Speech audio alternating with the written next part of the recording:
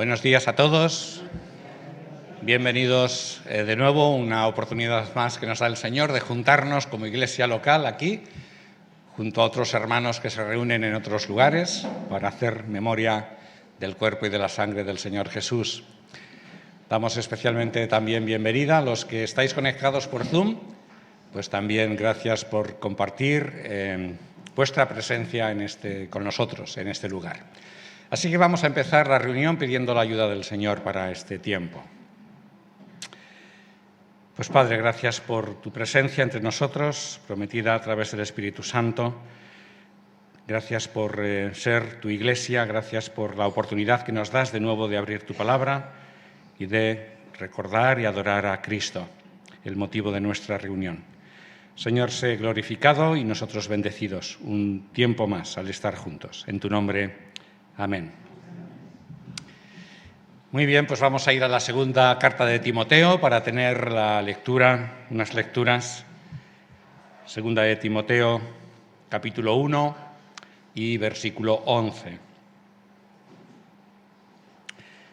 Segunda carta a Timoteo, capítulo 1, versículo 11.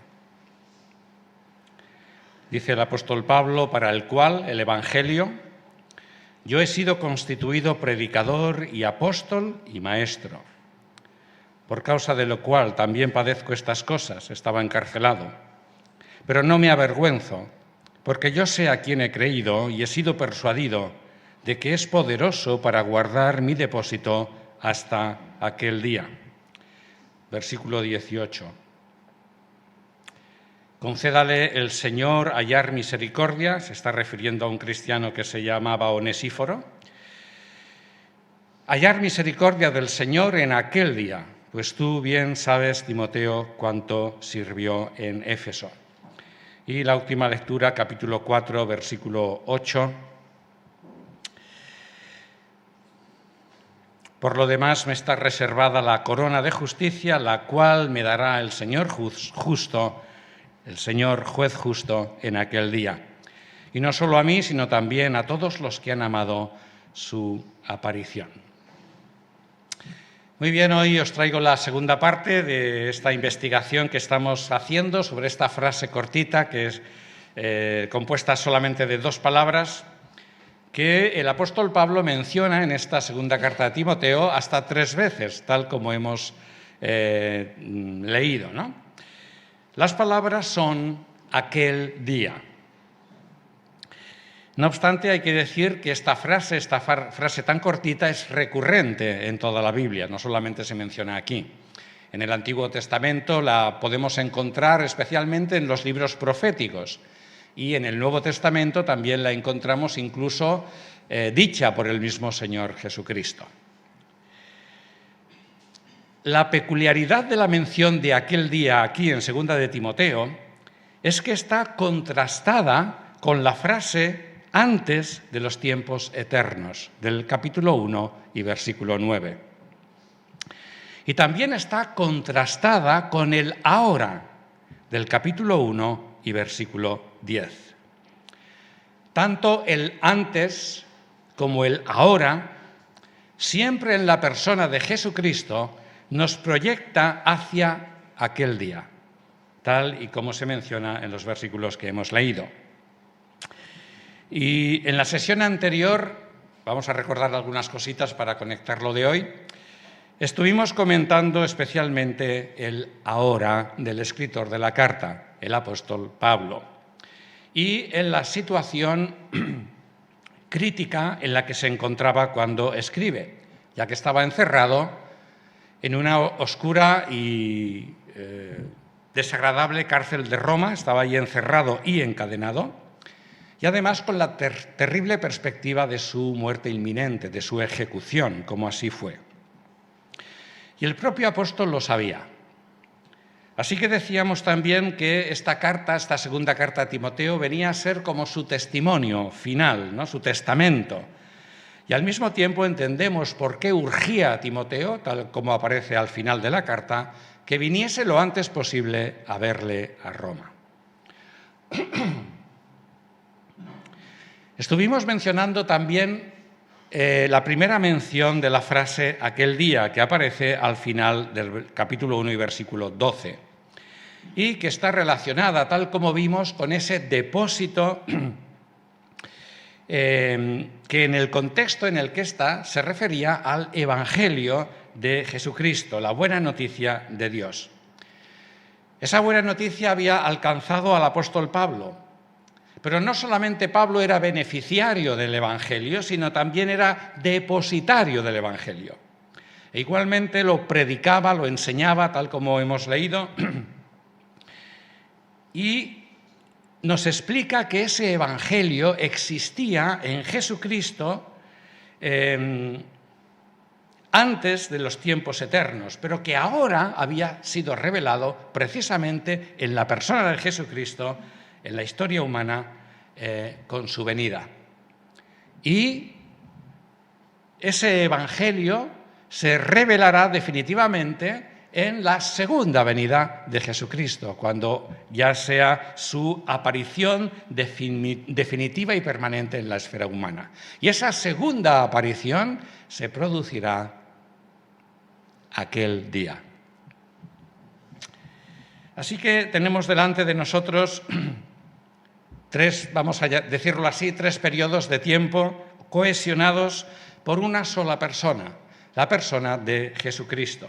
Tenemos un antes de la creación, tenemos un ahora en la historia humana, especialmente desde que en ella irrumpió Jesucristo, cuando nació en Belén, y vendrá otra dimensión en el tiempo y en la historia que inaugurará o revelará Jesús mismo en su segunda venida, que, como ya he dicho, se producirá aquel día. Así que vamos a seguir con Pablo para fijarnos bien en lo que continúa diciendo acerca del día, acerca de aquel día, pero esta vez desde su perspectiva, ¿no? Y para ello vamos a leer el contexto más amplio de 2 de Timoteo, capítulo 4, versículos 5 al 8, que serán los textos que meditemos especialmente en esta mañana. Segunda carta a Timoteo, capítulo 4, versículo 5.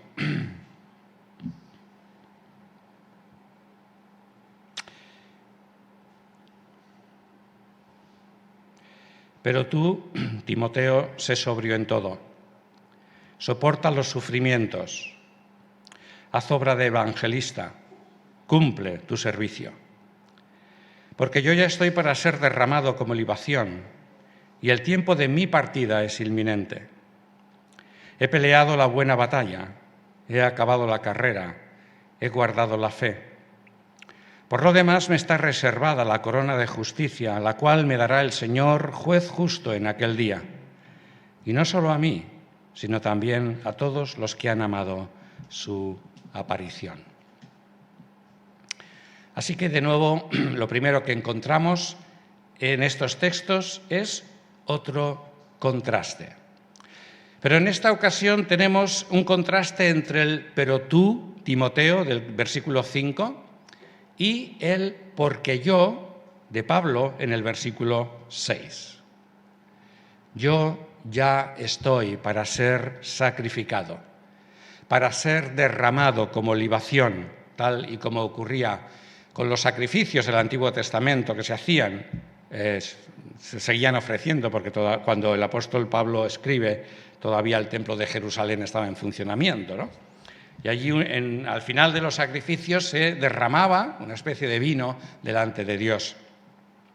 Y Pablo escoge esta ceremonia del templo de Jerusalén para ilustrar su muerte, también como un sacrificio, como un derramamiento de sangre, porque iba a morir, y Pablo lo sabía, le cortaron la cabeza, iba a ser como un sacrificio, su muerte iba a ser como un sacrificio para Dios. Bien, esto ya lo habíamos mencionado en la sesión anterior, así que, como vemos, lo que Pablo esperaba era su muerte inminente. Esto queda claro, muy claro, en esta carta. Y esto contrastaba con el contenido del mensaje que él predicaba. y que precisamente el mensaje del Evangelio lo que proclama es la vida. Sin embargo, el propio Evangelio explica también el por qué morimos. Antes hemos tenido aquí un grupito que estábamos hablando precisamente de estas mismas cosas, ¿no? Todos los seres humanos tenemos un problema y es el pecado o la maldad que forma parte de nuestra naturaleza humana. El pecado nos mata y Dios deja actuar el pecado en los seres humanos para que nos demos cuenta del grave problema que tenemos la humanidad. Y la evidencia definitiva de esa realidad es la muerte física que todos deberemos afrontar. Morimos porque somos pecadores, todos, sin distinción, como le ocurrió a Pablo también.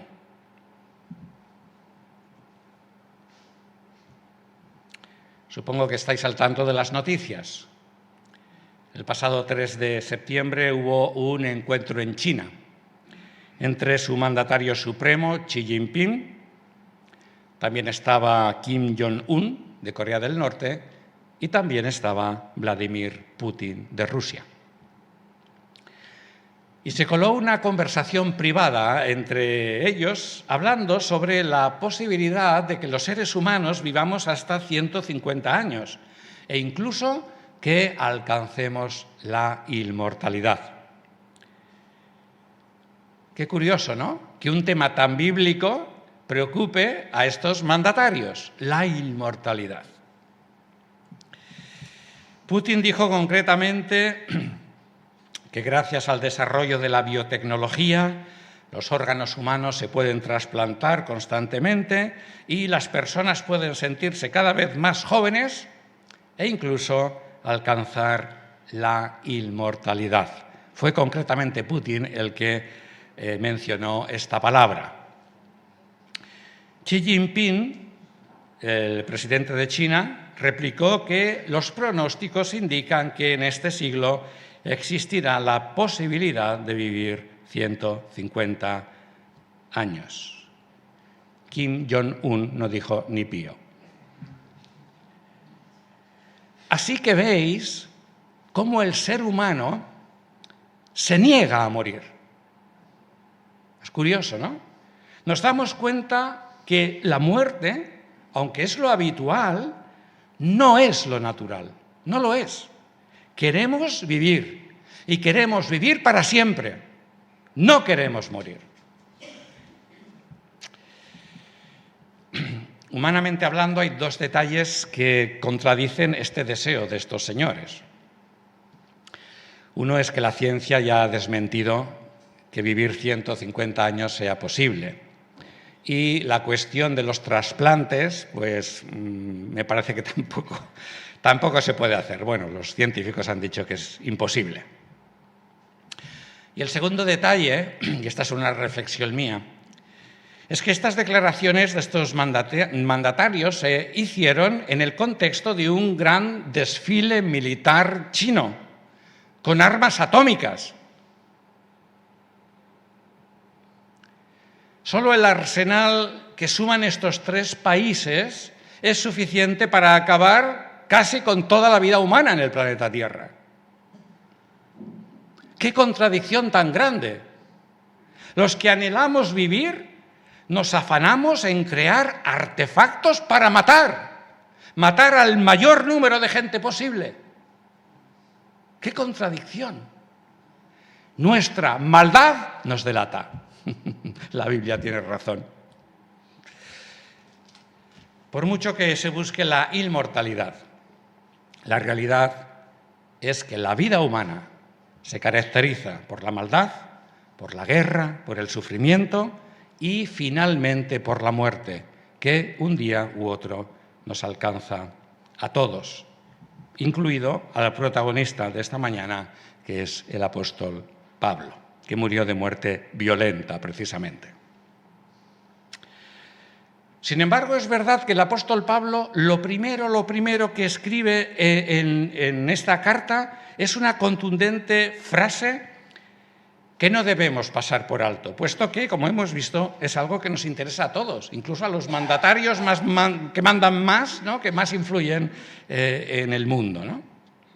Capítulo 1, versículos 1 y 2. Fíjate cómo empieza el apóstol Pablo esta carta a Timoteo. Capítulo 1, versículos 1 y 2. Pablo, un apóstol de Cristo Jesús, mediante la voluntad de Dios, según la promesa de vida, no de muerte, de vida. ¿En quién? En Cristo Jesús. A Timoteo, amado hijo, gracia, misericordia y paz de parte de Dios Padre y de Cristo Jesús, Señor nuestro. Sí que hay una promesa de vida y de inmortalidad, como vimos en el versículo 10. Y esta promesa de vida y de inmortalidad es para el ser humano, y lo es en la persona de un hombre, el hombre Jesús, Jesucristo o Cristo Jesús. Una promesa de vida, una promesa. ¿Quién ha hecho esta promesa? ¿Un político de estos que hemos mencionado? Entonces apaga y vámonos. Ya sabemos que los políticos hablan más que mienten. No la cumplirá. Quizá lo ha hecho la ciencia, esta promesa. Bueno, pues han dicho que tampoco se comprometen, y eso que investigan en este tema. Dios, momento, ¿qué Dios? Porque dioses hay muchos. Está el Dios del cristianismo en sus diferentes ramas. ¿Será el Dios del islamismo? ¿O los dioses del budismo o del hinduismo? Son opciones que están ahí. Hay muchos que creen en este tipo de dioses. Pablo lo matiza bien en el versículo 2 para que no haya duda acerca de qué Dios habla. Se trata del Dios que es Padre de Cristo Jesús, Señor nuestro. Este Dios, no hay otro que exista aparte de Él. Bueno, ¿y cuándo hizo este Dios, Padre de Cristo Jesús, esta promesa de vida? ¿Cuándo la hizo? Versículo 9, la hizo según su propósito y la gracia que nos fue dada en Jesucristo, en este Jesucristo, antes de los tiempos eternos. O sea que Pablo nos sigue dirigiendo desde el principio de su carta a esa existencia y a esa voluntad eterna antes de la creación del mundo material, donde ya existía ese Dios Padre y su Hijo Jesucristo. Esto ya lo vimos en la sesión anterior y decíamos que ahí realmente es muy difícil llegar. Es decir, que el propósito y la promesa eran de vida para el ser humano, únicamente, y es muy importante resaltarlo, en la persona de Jesucristo. O sea que esto nos lleva a pensar que Dios, que es omnisciente, ya contaba con el hecho de que se iba a producir el pecado en su creación y que precisamente la consecuencia de ese pecado en el ser humano iba a ser la muerte espiritual y la muerte física, que es la que estamos abordando en esta mañana. Una muerte del ser humano al que crearía después. No obstante, recordemos un matiz importante, que es que el pecado tuvo su origen en Satanás, no en el ser humano. Lo único que el ser humano en Adán, ya sabéis la historia, ya lo hemos visto muchas veces, nos pusimos del lado satánico y pecamos también contra Dios. Y por eso morimos. Antes, Dios Padre y su promesa y su propósito. Propósito de vida, promesa de vida en Cristo Jesús. Ahora, capítulo 1, versículo 10. Ahora Jesucristo abolió la muerte y sacó a luz la inmortalidad o la incorrupción del cuerpo humano por medio del Evangelio. Se acabará la muerte Y como dijimos en la sesión anterior, esto lo hizo Jesús, porque hay que recordarlo, de hecho cada domingo lo hacemos. Lo hizo Jesús en el ahora en la historia humana. Por eso estamos seguros, por eso Pablo estaba seguro del poder de su mensaje, el mensaje del Evangelio. ¿Y cómo lo hizo? Muriendo a nuestro favor. El justo, el perfecto, murió a favor de los pecadores, de los injustos. Y completó su obra ¿cómo? Resucitando al tercer día. Es decir, venciendo a la muerte. Por eso tiene el poder de sacar a la luz, de dar a conocer estas cosas a través de su resurrección, con la inmortalidad de su propio cuerpo, que es la garantía del nuestro. Ciertamente Jesucristo, en su experiencia de muerte y resurrección, y por supuesto en el valor de su persona, ha sacado a la luz la vida y la incorrupción. Y esta es la garantía de la promesa de vida en Cristo Jesús. ¿Cuál? Su resurrección. Conectemos esto con lo que hemos leído con los versículos de hoy, capítulo 4, versículos 5 y 8, que nos siguen hablando del ahora del apóstol Pablo y del ahora de Timoteo, en los versículos que hemos leído. Pablo dice a Timoteo: sé sobrio en todo. Ten el control de tu vida, en contraste con las tendencias desviadas de la gente que no querrán escuchar la verdad del Evangelio y serán extraviadas por los bulos, como dicen los versículos anteriores. Nunca como hoy, a través de las redes sociales en todo el mundo, corren bulos y falsedades que la gente se cree. Estos bulos les aturdirán como el alcohol lo hace sobre el cerebro y sobre la mente, para que no sean conscientes las personas de su urgente necesidad de salvación, la importancia que tienen estos temas. Además le sigue diciendo a Timoteo: sé sobrio en todo y soporta los sufrimientos. Soporta los sufrimientos. Los normales de la vida y los que conllevan vivir en integridad en un mundo pervertido y corrompido. Vivir así, vivir según la ética de Dios, supone sufrimiento. Cuando las circunstancias que vivimos no ayudan o tus conciudadanos viven inmersos en la mentira y en la corrupción y se ríen de ti, no quieren saber nada del Evangelio. Soporta los sufrimientos. ¿Qué más le dice? Haz obra de evangelista. En el versículo 2 le había dicho: predica la palabra a Timoteo. Transmite tú también el mensaje de Dios. Sé un evangelista, transmite el mensaje del Evangelio. Cumple tu servicio o ministerio. Timoteo era uno de los colaboradores del apóstol Pablo más leal y que también había tenido este encargo específico de ser un evangelista igual que el apóstol Pablo. Cuando escribe Pablo a los filipenses, les dice acerca de Timoteo: vosotros conocéis su carácter, que como un hijo a su padre ha servido conmigo en el Evangelio.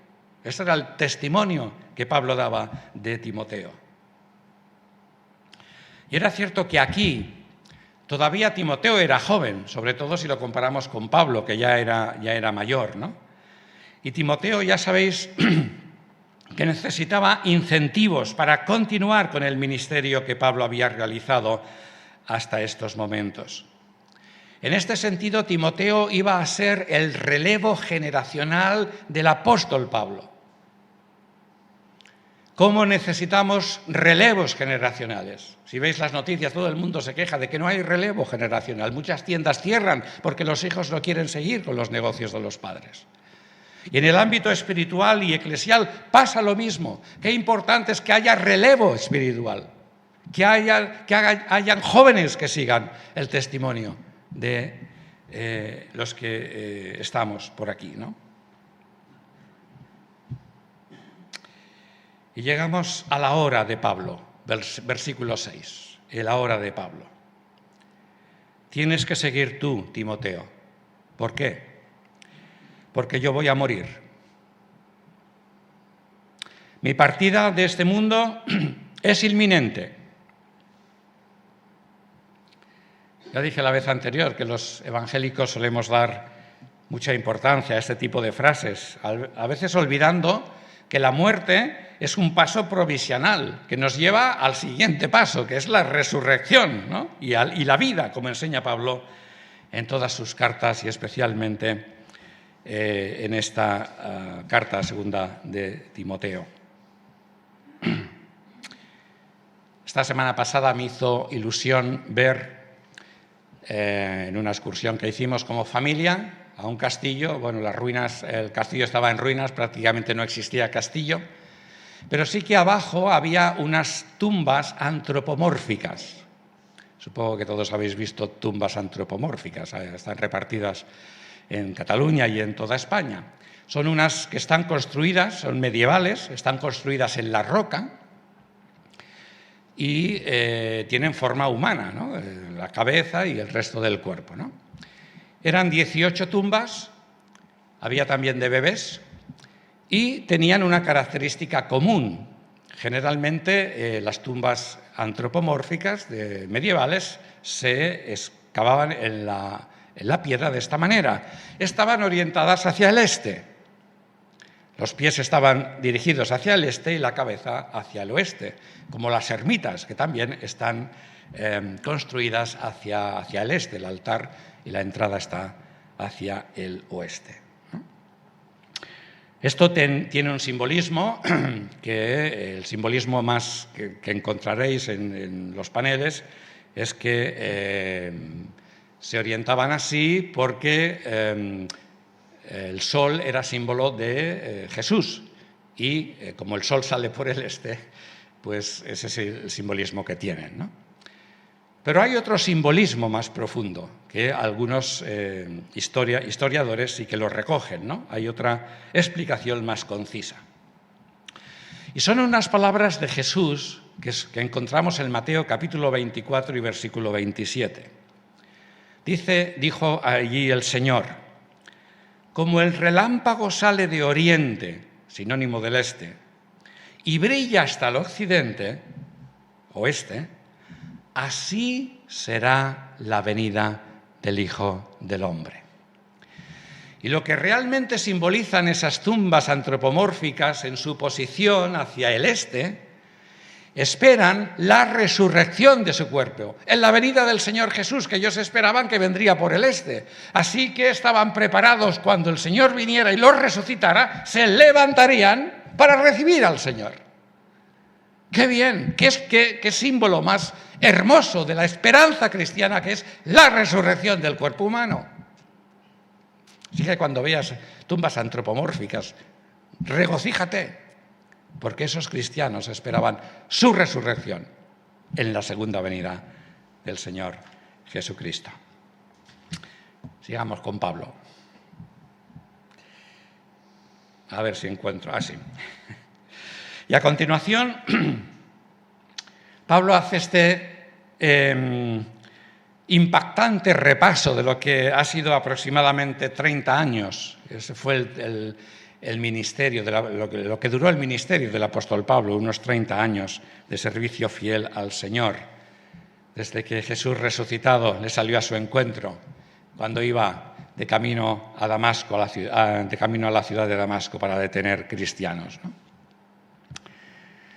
Ya sabéis que en aquel tiempo Pablo era más conocido por su nombre hebreo, Saulo, que viene de Saúl, y odiaba a muerte a los cristianos, porque los cristianos proclamaban que el hombre Jesús había resucitado y que además era Yahvé humanado. Eso era una completa blasfemia para un judío celoso de las Escrituras como lo era Saulo. Pero ahora Pablo dice, versículo 7, he peleado la buena batalla. Se discute entre los expertos bíblicos y esta ilustración aquí que Pablo usa, si proviene del ámbito militar o del deportivo, por la frase que viene a continuación, ¿no? Lo cierto es que anteriormente Pablo había usado las dos ilustraciones. Vamos a verlo, capítulo 2, versículo 3. Capítulo 2, versículo 3. Le dice a Timoteo, comparte sufrimientos. Qué pesado, ¿no? Sufrimientos, no queremos sufrimientos. Pues Pablo le dice a Timoteo, otra vez, esta es la carta del sufrimiento, comparte sufrimientos como buen soldado de Cristo Jesús. Ninguno que milita se enreda en los negocios de la vida a fin de agradar al que lo alistó como soldado, Jesús. Así también, si alguno compite como atleta, no es coronado, sino compite según las normas. Así que, ya que Pablo usa las dos ilustraciones, es lógico pensar que cuando llegamos a este versículo 7,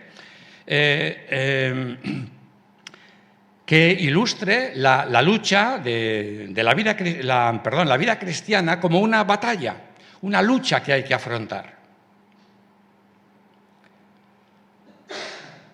La vida en general está llena de sufrimientos y de problemas. Negar esto es negar la vida humana, porque esta es la característica principal. Timoteo sufría enfermedades crónicas. Nunca fue sanado de ellas, por Pablo, por ejemplo.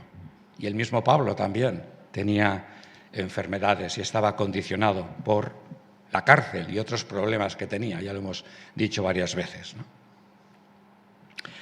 Y la vida humana del cristiano es todavía peor en este sentido, porque no solamente estamos expuestos a las enfermedades y a los problemas normales de la vida como cualquier otra persona.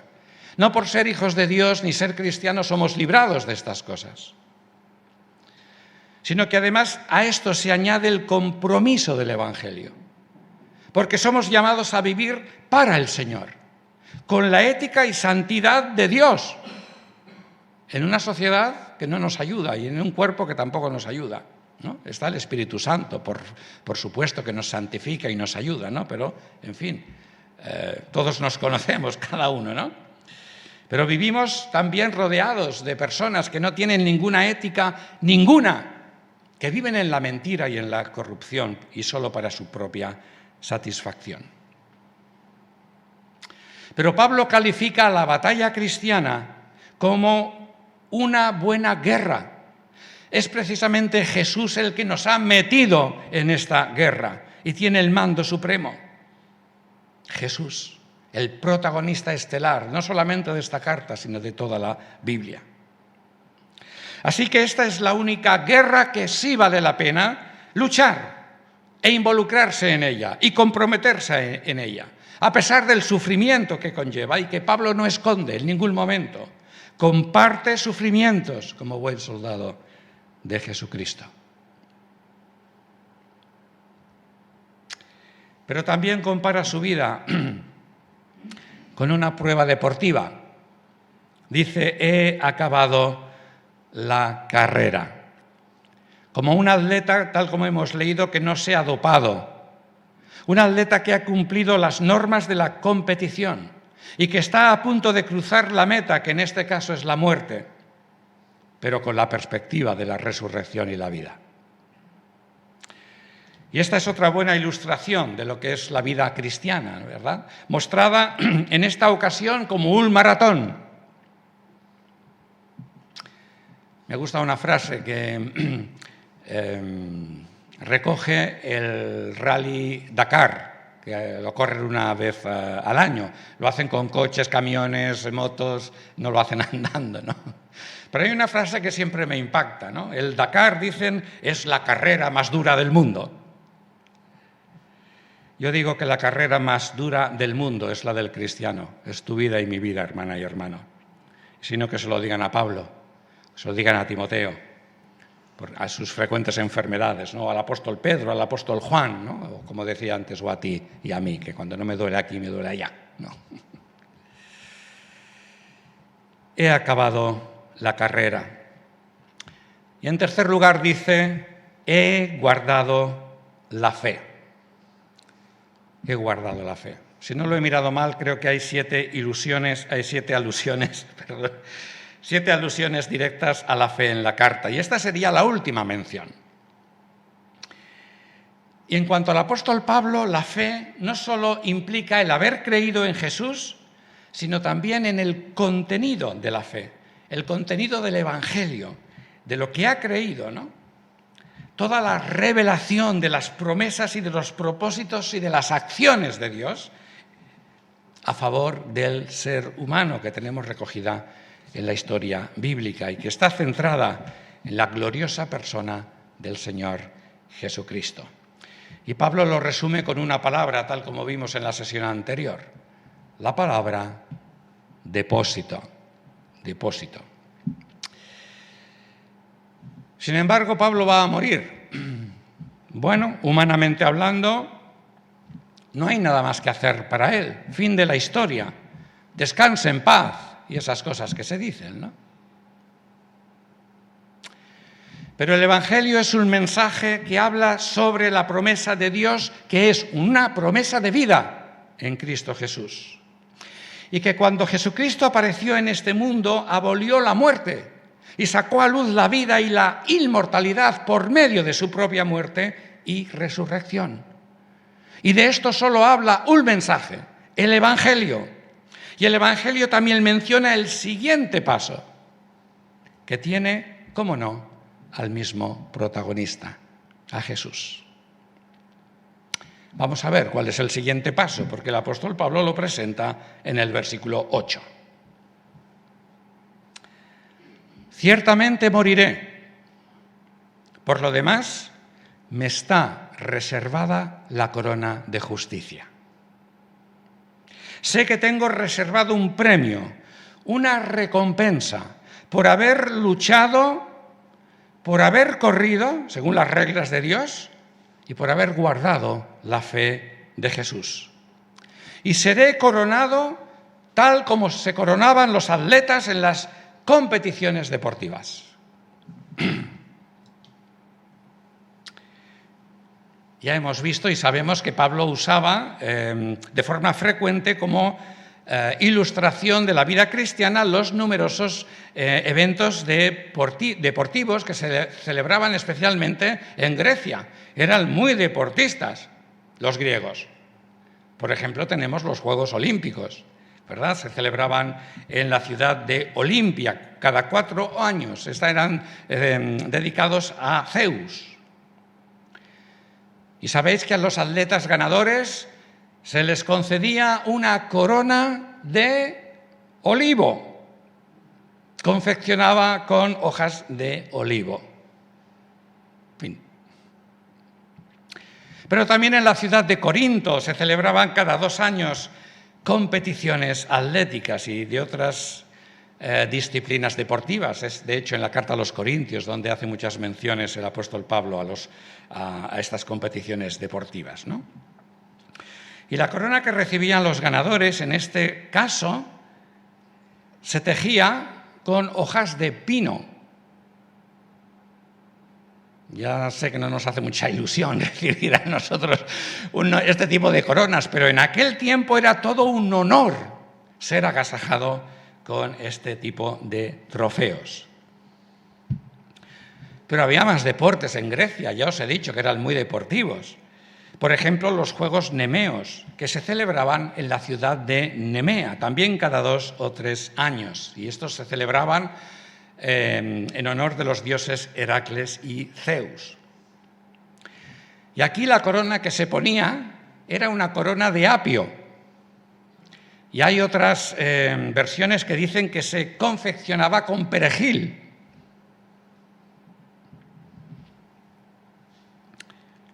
Espero que el Señor no me ponga en la cabeza una coliflor o una lechuga. Madre mía. Muy bien. ¿Qué tipo de corona esperaba el apóstol Pablo? ¿Una de olivo? No, una de oro. Oro de piedras preciosas como esas que vemos que usan los reyes, ¿no? Que es más alta casi que el cuerpo, ¿no? Pablo dice que ya tenía reservada la corona que recibiría. Ya sabía qué tipo de corona recibiría. Una corona de justicia. Corona de justicia. ¿Justicia de qué? La respuesta la daremos en la sesión siguiente, porque ya no tenemos más tiempo, ¿no? Pero la tenemos incluida en la persona que coronará a Pablo. ¿Quién será el que coronará a Pablo? ¿Qué persona? ¿Será una de esas chicas guapas que suelen, ¿no? O alguien importante del COI, ¿no? Que dan la medalla y todo eso? Versículo 8. La corona de justicia que le dará el Señor juez justo. El Señor juez justo. ¿Cuándo se la dará? ¿Cuando llegue a la meta por la muerte? No. ¿Se la dará? ¿Cuándo? En aquel día, hermanos, aquel día. No os olvidéis de esta frase. Y ya precedentemente en el capítulo 4 y versículo 1, Pablo había identificado claramente quién es este Señor, este juez justo que hará esta acción. Vamos a leerlo, capítulo 4, versículo 1. Testifico solemnemente en presencia de Dios y de Cristo Jesús, quien está por juzgar a vivos y a muertos en su aparición y en su reino. Juicio, aparición, gobierno, control absoluto de todo. Estarán en las manos del hombre Cristo Jesús cuando se manifieste en su segunda venida. Ese día, aquel día.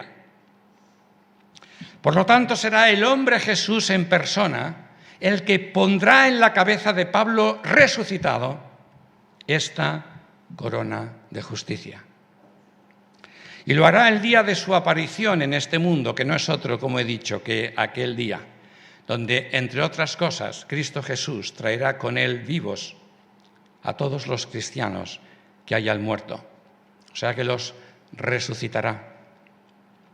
Y a los que estén vivos en aquel día, los transformará, cambiando el actual cuerpo de humillación y sufrimiento y muerte para que sea ya semejante al cuerpo humano de la gloria de Jesús. Como el apóstol Pablo escribe a los Filipenses, capítulo 3 y versículo 1.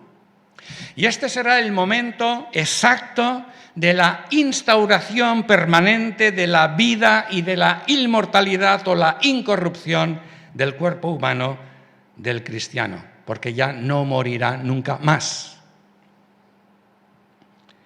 Y este hecho glorioso e impactante, como digo, no solamente ocurrirá con el apóstol Pablo, sino también con todos los que esperamos y amamos no nuestra muerte, no nuestra partida, sino la aparición de Jesús, quien nos volverá a la vida por medio de la resurrección de nuestro cuerpo muerto.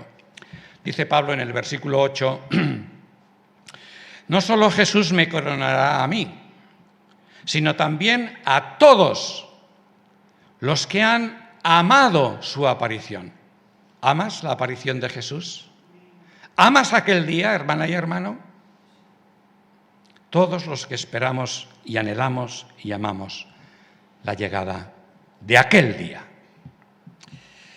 Ahondaremos más acerca de esto en la próxima sesión, sobre todo porque nos falta ver la mención de la tercera frase, la tercera vez que aparece la frase aquel día en el capítulo 1 y versículo 8, referida a este cristiano llamado Onesíforo, No sé por qué me recuerda el nombre de un gato, pero era un cristiano del primer siglo. Pero esto lo veremos en la próxima ocasión.